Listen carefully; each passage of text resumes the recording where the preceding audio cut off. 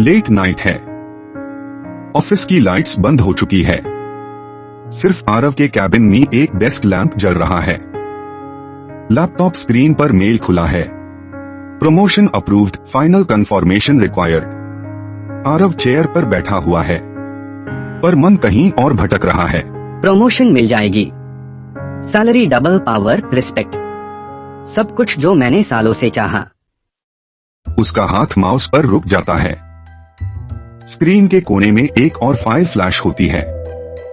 Restructuring list, जिसमें उसके cousin का नाम सबसे ऊपर है। आरव जिस लेवल पर प्रमोट होने वाला है वह डिसीजन मेकिंग पोजीशन है। प्रमोशन तभी कंफर्म होगा जब रीस्ट्रक्चरिंग प्लान अप्रूव हो।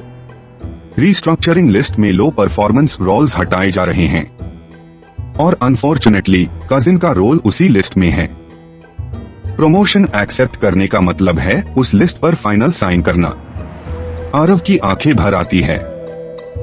इस डिसीजन का मतलब मेरी ग्रोथ और उसकी नौकरी का अंत। रात को घर पर आरव बेड पर लेटा हुआ है, पर आंखें बंद होते हाई थॉट्स और तेज हो जाते हैं। ये मौका दोबारा नहीं मिलेगा, पर अपने ही लोगों का क्या? सीने में बोझ सा महसूस होता है। सांस थोड़ी सी तेज। दिल और दिमाग लड़ रहे हैं। माइंड कहता है मैं सक्सेसफुल हो जाऊंगा। दिल कहता है पर क्या मैं खुद के सामने खड़ा हो पाऊंगा? आरव उठकर बैठ जाता है। साइकोलॉजिकल स्टेट, ये सिर्फ स्ट्रेस नहीं है, ये है गिल्ट, अपने डिसीजन का बोझ, एंजाइटी, फ्यूचर का डर, फियर, रिश्तों के टूटने का। इस स्टेज पर इंसान लॉजिकली नहीं सोच पाता। ये वही पल है जहां अर्जुन खड़ा था।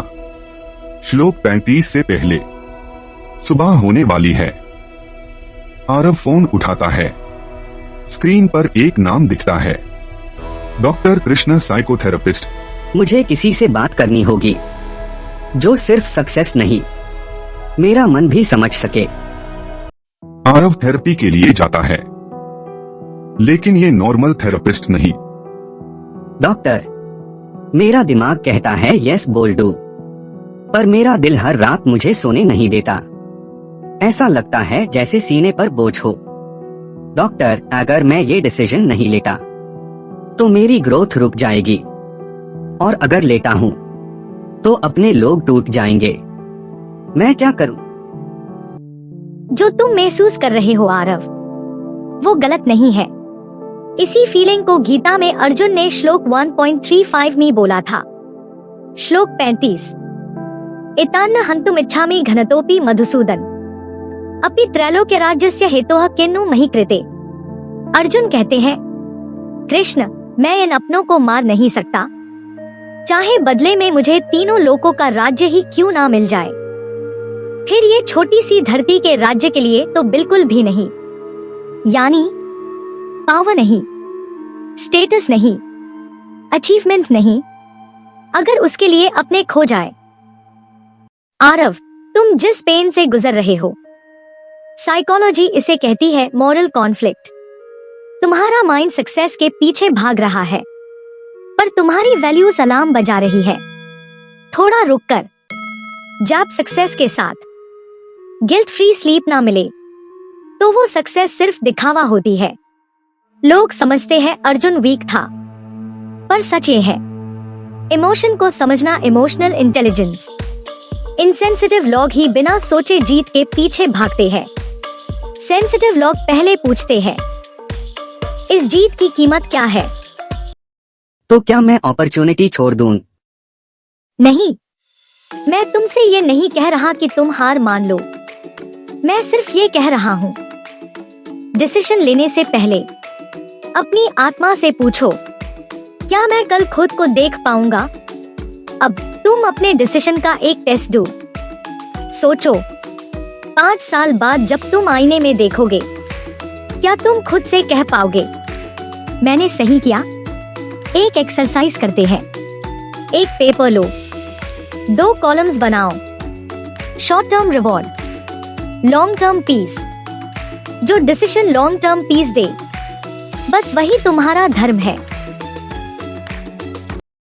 आरव की आंखें भर आती है, पर चेहरे पर पहली बार हल्का सा सुकून। शायद मैं पहली बार सिर्फ सक्सेसफुल नहीं, शांत भी होना चाहता हूँ।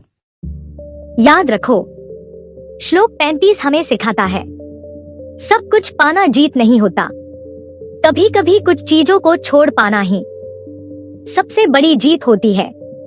3 लोक का राज्य भी एक शांत रात की नींद के सामने छोटा है।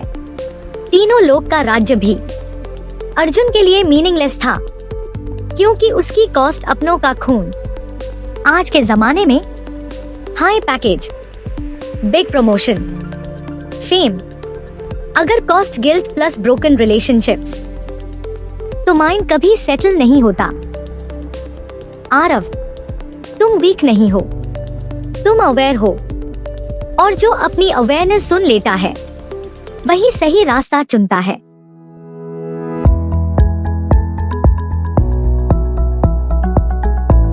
राधे राधे। और हाँ, चैनल को सब्सक्राइब करना ना भूलना।